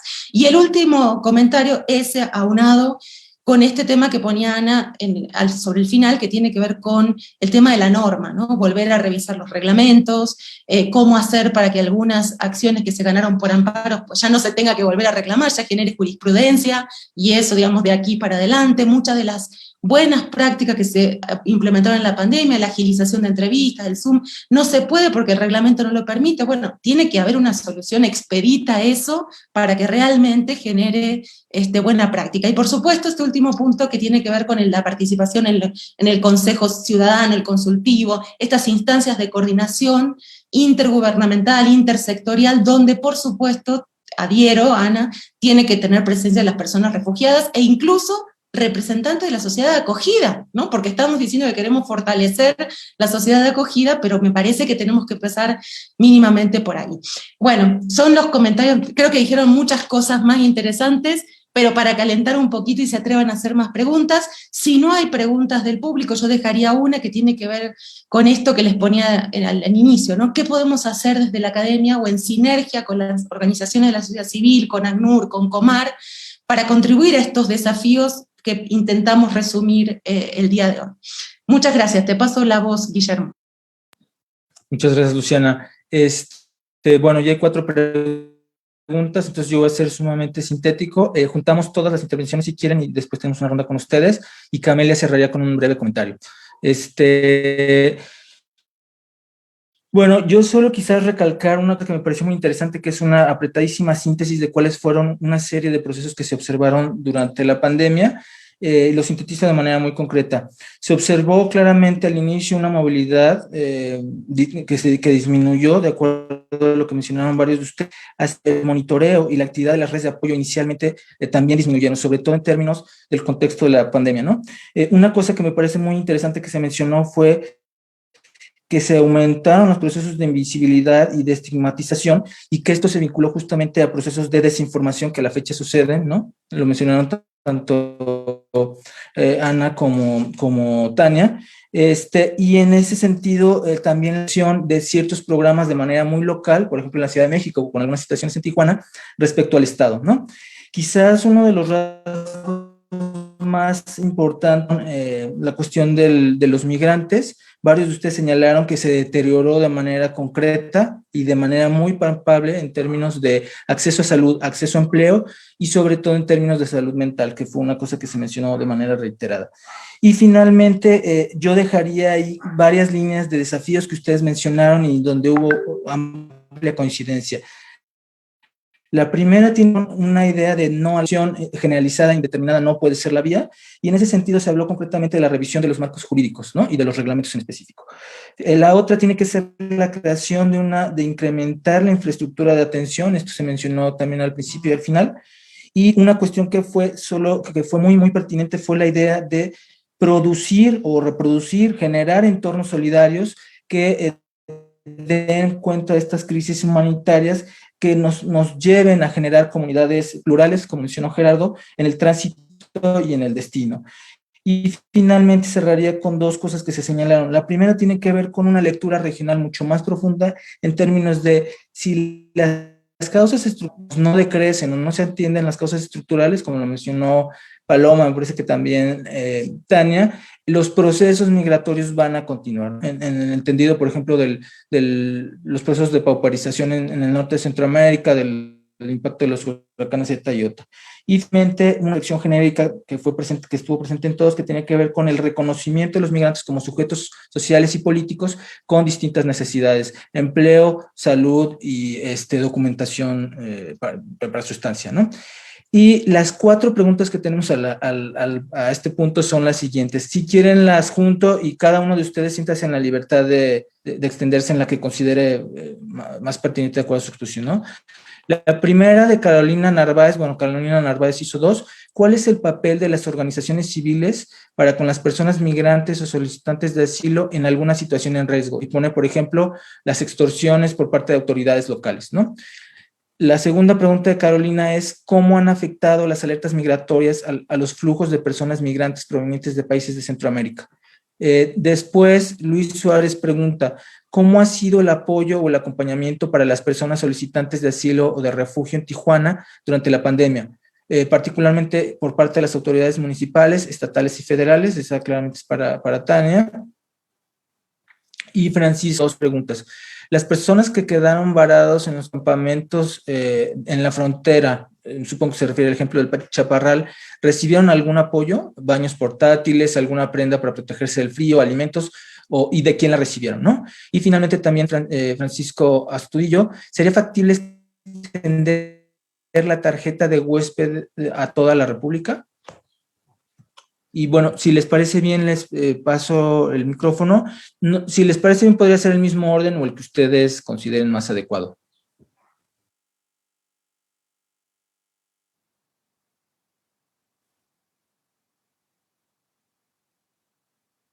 Sigamos entonces el orden, que es muy pedagógico. Adelante, Paloma. Gracias, Guillermo. Bueno, pues unas reflexiones finales, 2 puntos sobre los que me hizo pensar un poco más Ana cuando los mencionó. uno que tiene que ver con la documentación migratoria adecuada según el momento procesal en el que se encuentran las personas, y ella ya bien mencionó el tema del recurso de revisión y del juicio de nulidad, y hay otro tema también ahí que tiene que ver también con la tarjeta de visitante por razones humanitarias, y es la sistemática negación que hace el instituto de entregar esta tarjeta a las personas que pasaron por una estación migratoria. En lugar de entregarles esta tarjeta que les da mucha mayor certeza jurídica, lo que les da es un oficio, una hoja, literal, una hoja carta, en donde se les permite hacer actividades remuneradas por 45 días, ¿no? Este documento pues no les sirve prácticamente para nada. Entonces creo que sí es un tema que hay que abordar también. Y también a raíz del comentario sobre el aumento en la violencia familiar, creo que justamente todo esto que hemos platicado y todos estos problemas que hemos detectado, hay que volverlos a revisar a la luz de un enfoque de género, edad y diversidad, ¿no? Y cada una de las cosas que hemos mencionado afecta de una manera muy distinta a las personas según su género, según su grupo de edad, según la diversidad sexual, y por lo tanto también las soluciones que debemos plantear tienen que tomar en cuenta este enfoque. Y con respecto a la pregunta de Luciana, yo creo que desde la academia se pueden hacer dos cosas súper valiosas en el tema de sinergias. Una es visibilizar.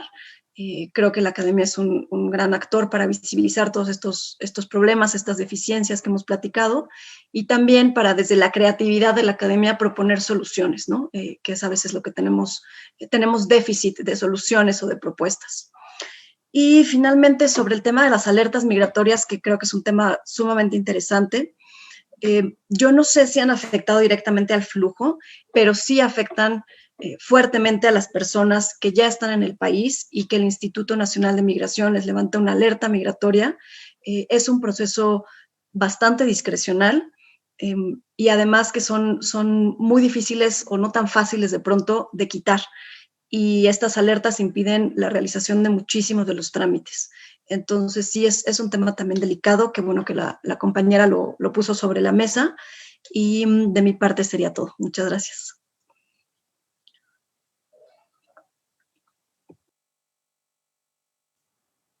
Adelante, Gerardo. Ok, sí, muchísimas gracias. Usted va a mencionar eso. Sí, creo que la verdad también gracias por la invitación y a las colegas. Es muchísima información. Creo que lo único que me queda claro es justamente que todos estamos en un espacio distinto de una trinchera que parece que no tiene fin, ¿no? Estamos acompañando distintos procesos, distintas entidades, ¿no? La movilidad, o sea, desde el servidor público, ¿no? Que tiene sus retos. Creo que hay muchísimo por hacer. También, y creo que hay un gran ejemplo, ¿no? Cuando se hace esta pregunta de cómo podemos hacer sinergia las organizaciones de la sociedad civil con la academia, me parece a mí me parece fundamental esta pregunta y sumarlo y ampliarlo un poco a también las comunidades, ¿no? O sea, ¿quién es responsable de la migración? ¿Nada más es el gobierno?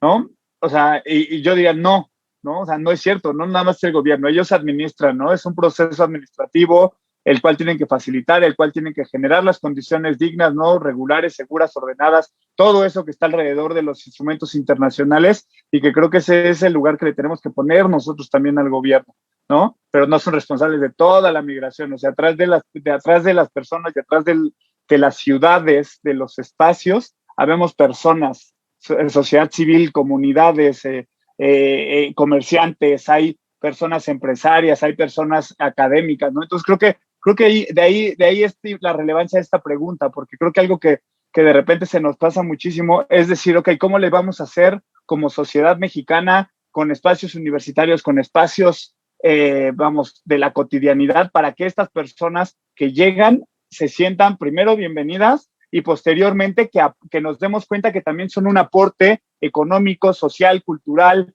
que genera diversidad, que genera interculturalidad, y que en la suma de todas esas cosas entonces vamos a construir una nueva sociedad que pues, nos surge a todos, porque los conflictos y la desigualdad están cada vez más notorios y más vivos en los espacios, ¿no? Entonces, yo hago esta pequeña retrospectiva porque justamente nosotros tenemos ahí un ejemplo muy puntual que siempre me gusta poner a colación, pero por ejemplo con la Escuela Nacional de Trabajo Social, que es parte de la UNAM, ¿no? Nosotros hemos hecho programas de intervención comunitaria, hacemos acompañamiento para servicios sociales, o sea, donde están con las personas, donde están profesionalizándose primero dentro de su expertise, ¿no? Que es el trabajo social, están ayudando a la comunidad, están ayudando a una organización de la sociedad civil y también en esa misma lógica están acompañando a personas en una situación de vulnerabilidad. Entonces, es la diversidad de este tipo de colaboraciones las que van ayudando mucho, primero en eso, en las acciones significativas de la cotidianidad de las personas, y después vamos sumando también a las acciones ya de academia, ya de investigación, y el hacia dónde a corto y a mediano plazo van a ir haciéndose estos cambios ya estructurales, ¿no?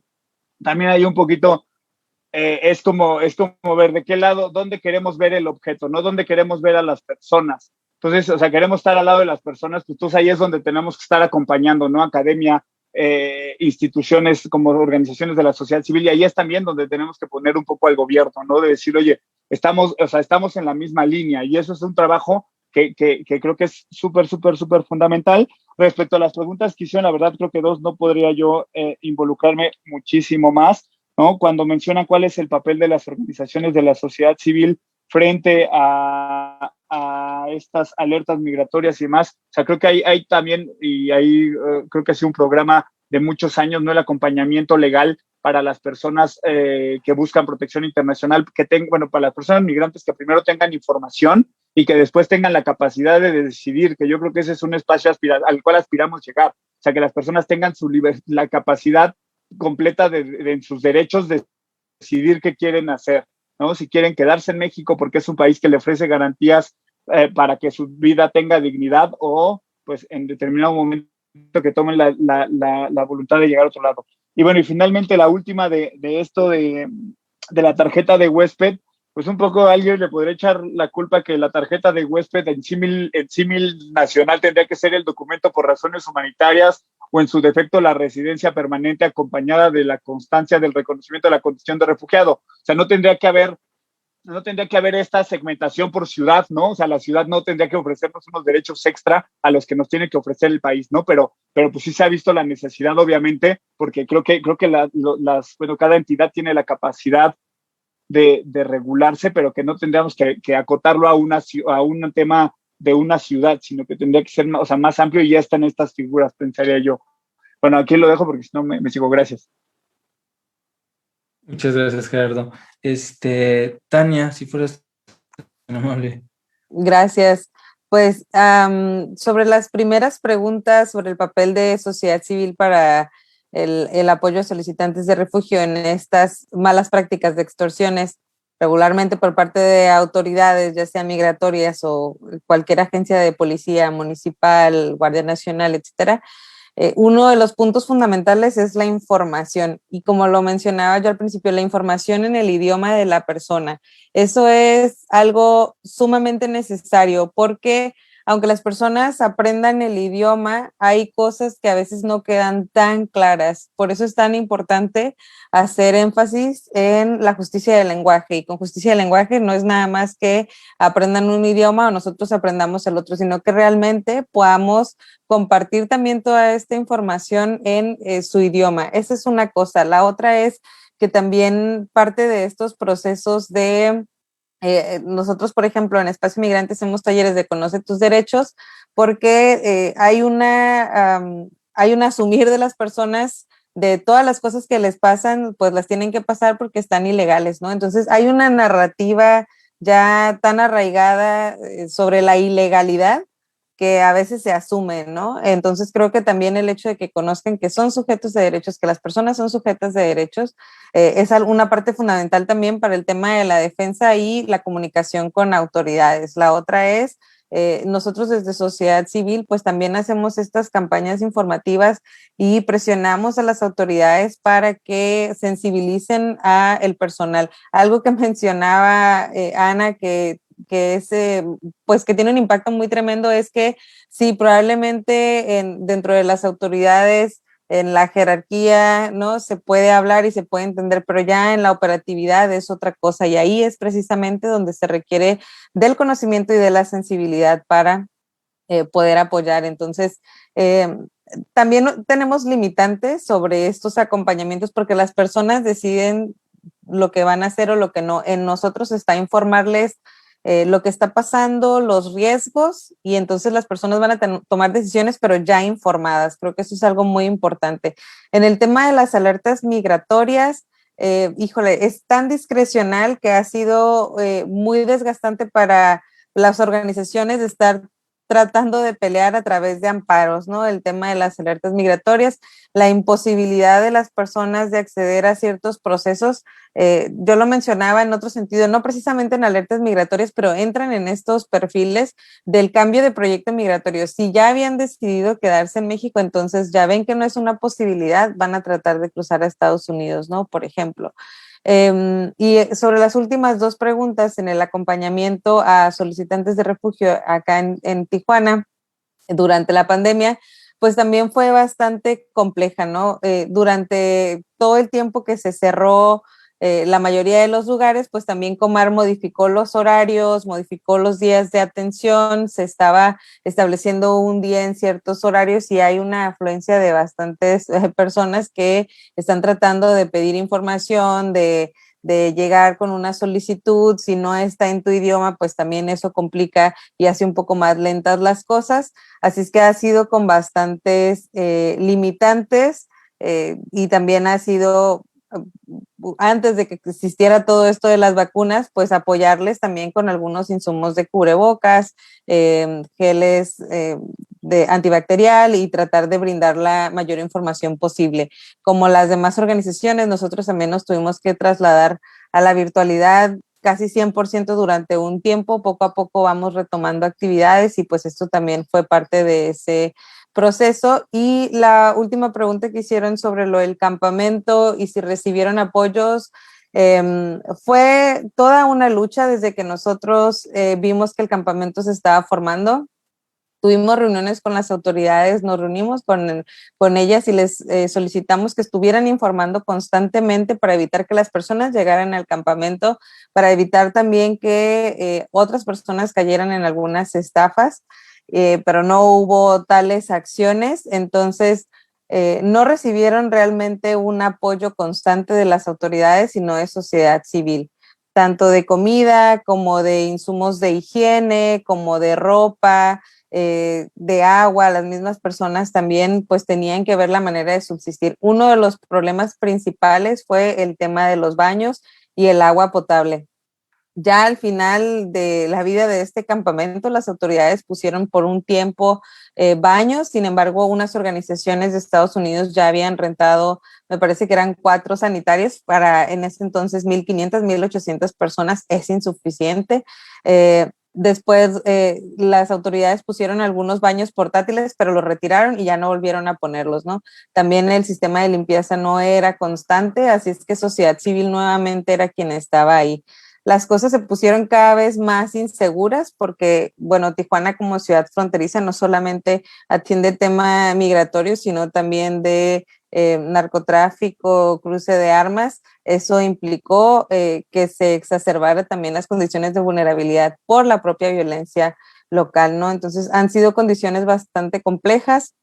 Sin embargo, bueno, seguimos en el acompañamiento en las medidas o dentro de las capacidades que tenemos como organización civil y en colaboración con otras organizaciones. Y ya para finalizar, nada más haciendo un poco de alusión a la pregunta de Luciana, me parece que algo fundamental es el acompañamiento a sociedad civil en este presionar y en este vincular con las autoridades para que se generen estas reformas. También lo mencionaba Ana, si no se generan estas reformas, las autoridades van a seguir escudándose en lo que se encuentra en la ley. Se tienen que modificar la forma en la que se van a abordar ciertos procesos. También tienen que atender las autoridades a las nuevas condiciones, a las nuevas necesidades y al caso por caso, ¿no? Sobre todo cuando se trata de niñas, niños y adolescentes. Sí, se han hecho algunas reformas, está bien, pero hace falta fortalecer realmente todo el sistema de refugio, todo el sistema de asilo. No se trata de ir pegando parches, se trata realmente de armonizar y de generar procesos estables y a largo plazo que vayan considerando también las necesidades que pueden ir cambiando. Gracias. Muchísimas gracias, Tania. Muy interesante la lectura, una lectura político-jurídica. Si quieres cerrar. Sí, bueno, pues voy a tratar también como de no repetir y de sintetizar muy rápidamente. No, las alertas migratorias son una cosa tremenda, discrecional, terrible, y digo, ya no acabo de decir Tania, pero metemos un amparo contra una alerta migratoria y de repente la quita el instituto y el amparo quedó sin materia y anda, vete, nunca te enteraste por qué tuviste una alerta migratoria. Así de sencillo, ese es el cuento de nunca acabar con las alertas migratorias. Ahora, toda la gente que pisa una estación migratoria sale con una alerta migratoria. Y eso es tremendo para todo el tipo de trámites, cualquier cosa que quieran hacer. Y como es sistemática la detención, pues todas las personas, sean sujetas, puedan ser sujetas de protección internacional o no, acaban con una alerta migratoria. Otra situación que está relacionada, pero vale la pena comentarla, es lo que pasa en los aeropuertos. Son estancias provisionales en donde nadie tiene acceso y es una discrecionalidad terrible. Y según los muchos oficiales de migración, no proceden los amparos dentro del aeropuerto porque no es territorio nacional, así, de ese tamaño. O sea, tenemos que trabajar ahí fuerte con esta situación de aeropuertos porque nosotros hemos documentado situaciones graves de violaciones a derechos humanos en aeropuerto. Entonces, sobre todo gente que ya tiene su solicitud de asilo, que viene a pedir asilo con todo perfectamente en regla y simplemente no le creen o no se les da trámite. Y eso nos parece grave en ese sentido. Es lo que yo quería añadir de las alertas migratorias. Y bueno, nada más invitarlos porque sí hemos expuesto este tema ya 2 veces ante la Comisión Interamericana en un par de audiencias. Creo que es bueno el material que se ha expuesto en esos, y ahorita estamos por participar en esta misma semana sobre el mismo tema de alertas migratorias que hacemos. Es un trabajo que hacemos conjuntamente con la Ibero, básicamente, con la clínica Alay de Fupa. En cuanto al cómo acompañamos a las personas que han sido extorsionadas, víctimas de algún crimen, pues el primer brinco que tienen que dar es vencer el miedo. A las personas migrantes y refugiadas les da terror ir a denunciar algún hecho de algún delito, incluso grave en su contra, que les da incluso la posibilidad de tener una estancia regular en México. Entonces, pues el primer tipo de acompañamiento que se da es un acompañamiento psicológico para ayudarle a la gente a denunciar, porque tienen mucho, esa es la primera barrera que tienen que vencer cuando son víctimas de algún delito. Y esta historia sistemática que tenemos, fueron rescatadas unas personas migrantes de una red de trata o de una red de explotación laboral, y las rescatan y las van y las meten en la estación migratoria en donde no tienen acceso a la justicia, las regresan a su país y luego menos tienen acceso a la justicia porque estos mecanismos transnacionales están totalmente oxidados. Aunque están firmados los convenios, es bien difícil lograr que denuncias desde Guatemala, desde Honduras, que tengan efecto en procesos acá, ¿no? Otra cosa es que, pues creo que sí vale la pena reflexionar sobre las causas raíz. Creo que tenemos este problema de querer simplificarlas y son bien complejas. Entonces, de aquí a que se invierta en resolver las causas raíz, que digo, no dudo las buenas intenciones de muchos gobiernos en tratar de atender ese asunto, pues el problema lo tenemos aquí, lo vamos a tener aquí por mucho tiempo, que hay que entender que hay que gestionar de manera humana la migración y realmente abrir vías regulares y realmente entender las causas raíz de las personas que híjole, ahora que hemos estado trabajando en Honduras, las causas raíz son más complicadas de las que vemos. Mucha de la gente que llega sin fronteras, y estoy segura que también le pasa a Gerardo, es gente que tenía trabajo en Honduras. No es que atendamos gente que no tenía trabajo. Entonces, estas soluciones de vamos a llevar sembrando vidas y ya con eso ya no van a salir de su país, no va por ahí. Creo que va más allá. Incluso hay gente allá que teniendo acceso a la justicia, logrando penas máximas, por ejemplo, para cuestiones de violencia familiar, son penas absolutamente insuficientes y sus propios abogados les acaban recomendando, ¿sabes qué? Vete del país antes de que vuelva a salir del reclusorio tu agresor, ¿no? Entonces, sí creo que tenemos que, híjole, que analizar muy bien esta complejidad de las causas raíz. Sobre la pregunta que provocaba Luciana, pues digo, yo ya eché una idea de colaboración, ahorita con el reglamento y jurídicas estaría genial poder hacer ese tipo de colaboraciones, y yo sumaría, creo que hemos entendido muy bien cómo colaborar academia y organizaciones de la sociedad civil, tenemos muchos proyectos andando muy buenos que nos ayudan mucho a tener esta interlocución, como decía Tania, con las autoridades, pero yo agregaría un componente más, creo que tenemos que trabajar con periodistas.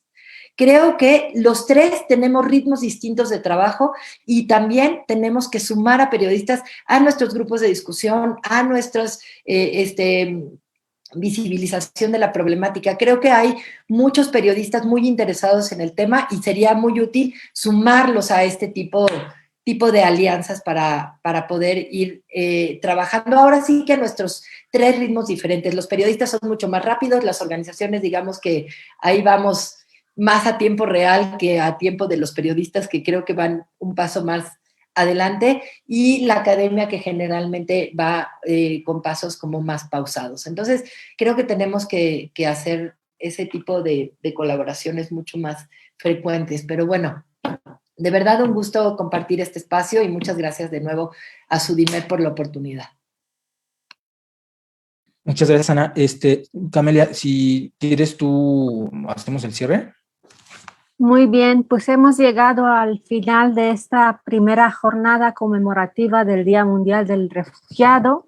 Les agradecemos a nombre del Sudimer, del grupo que organiza eventos, del grupo de enlace de la sociedad civil.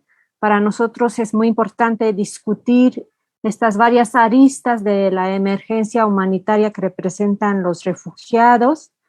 Les agradecemos a nuestros participantes del día de hoy, de ACNUR, de Sin Fronteras, Casa Refugio, a Tania, de Espacio Migrante, y los esperamos desde luego el día jueves, donde tendremos una segunda ronda, esta vez será con otras asociaciones, también del gobierno, tratando de variar la temática también de las universidades, más concreto, Universidad de San Francisco, Comar y MUMI, y una organización como Fray Matías, que implica trabajo religioso también. Sabemos que es muy importante este tipo de trabajo con los refugiados, este tipo de apoyo. Y desde luego agradecemos al público que está con nosotros hoy. Los invitamos el jueves, igual a las 5, a enviar sus preguntas, a comentarnos. Buenas tardes.